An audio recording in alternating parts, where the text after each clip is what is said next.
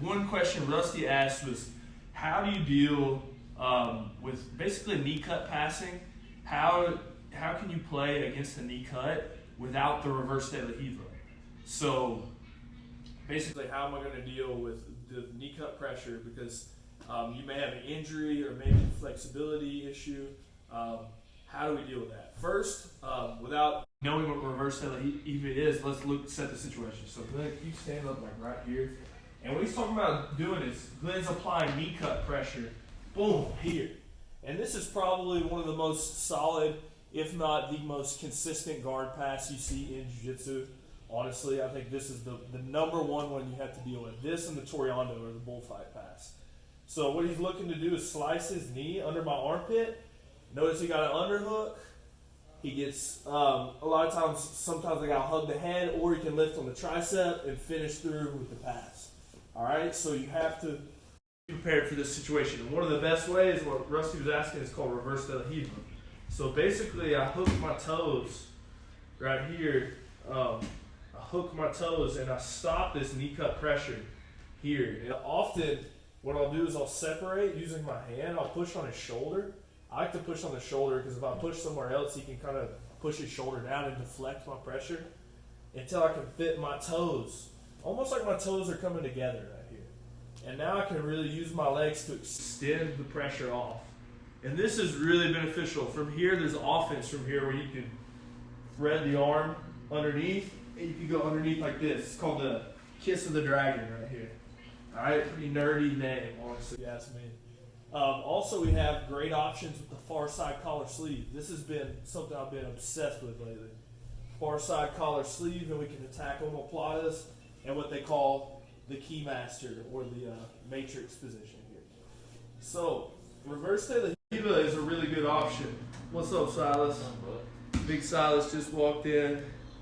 We'll have him make a guest appearance here in a second too. But basically, how do we deal with this knee cut pressure? So, reverse de la Hiva is probably going to be your best option.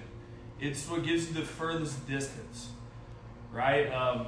So half guard would be my next best option. And I used to be obsessed with half guard. Like it used to be, and basically anytime you start playing the open guard, you're going to have to be forced to play half guard at some point, right, Glenn? I'm sure, I don't know if you've been in that situation, but you like to play open guard a lot, right? And sometimes when a guy pushes your leg down, you don't want the guy to pass your guard, right? So you have to latch onto something. A lot of times it's just one leg with half guard. So, and the knee cut is the most popular pass, right? So let's look at what we can do if the person is applying that here. What I like to do is called a quarter guard.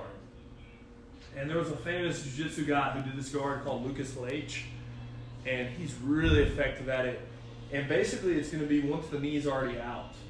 If the knee was inside my legs here, this would be like a classic half guard. But he's applying knee cut pressure, right? So we can't really trap that knee in.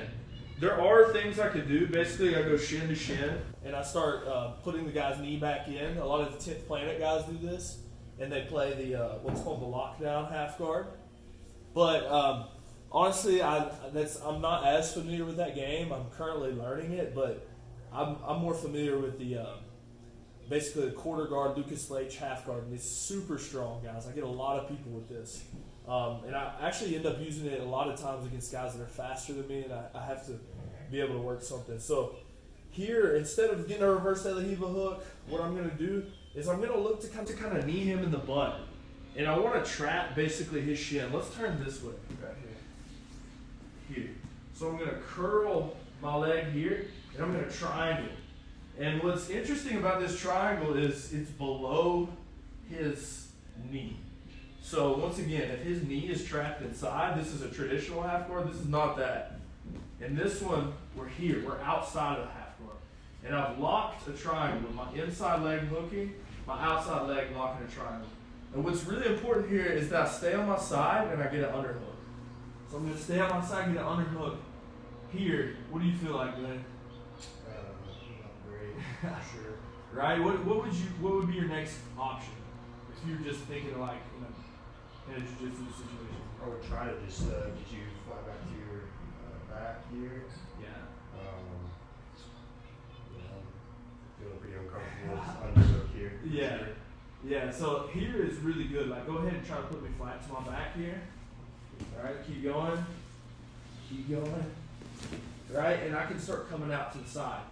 So, as you can see, it's a strong position. If you will Google Lucas Leitch, he plays this position a lot. Also, a guy named Tommy Langacker, in like the current, he's a guy from Norway. He's a middleweight world champion. Always in the finals. He uses this a lot. So basically, it's a situation where you're playing guard, he's pushed your foot down, and we can't get the hook. So instead, we're going to knee him in the butt, and we're going to start triangling the leg right here. Now, another thing is I always like to tuck my right elbow in. So come back up here to knee cup pressure. So here, if my right elbow is out, he can start grabbing my sleeve or my elbow and start passing and put me flat on my back. Remember, you don't want to be flat on your back. So the moment you start getting to this position, boom, I'm tucking my right elbow. Here is coming in. I'll even put it under my leg sometimes. Like if he goes to knee cut, it's weird right here, right? Feel off balance. Right, and now I'm coming out the back door. From here, they call this the dogfight position. He's gonna get a strong whizzer right here, and he's gonna make it hard to finish. A good guy is. So here you have a couple options. One, we roll under, grab the pant leg, and roll one through.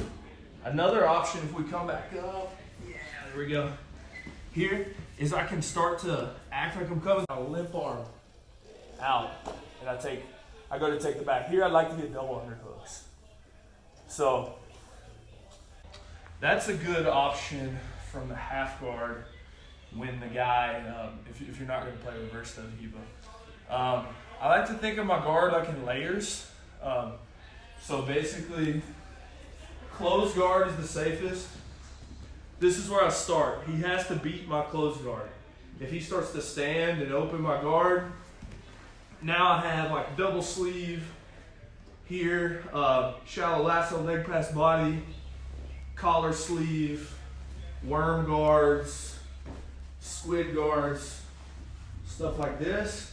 If he gets through that line of threats and he pushes one of my legs down, now is where you go to reverse del Hiva, hopefully.